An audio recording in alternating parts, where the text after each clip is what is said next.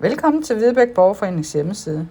Du er nu på vej ind på vores interaktive kort på vores stier rundt omkring byen.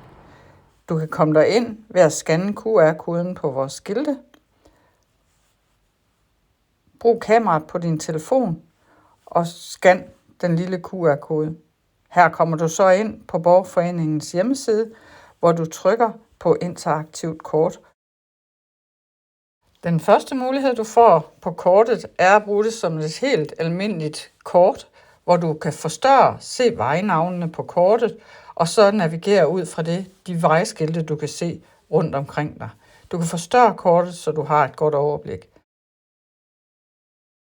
Den anden mulighed, du har, er at oprette en profil ved Ride with GPS.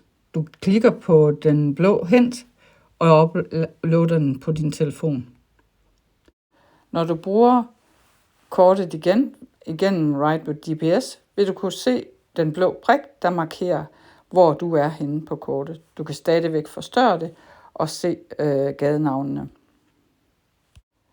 Kortet vil vise din rute i miles, men det kan du nemt lave om ved at gå ind i My Profile, Settings, og så når du kommer ind, sige Use Metric Units, så vil den komme frem i kilometer.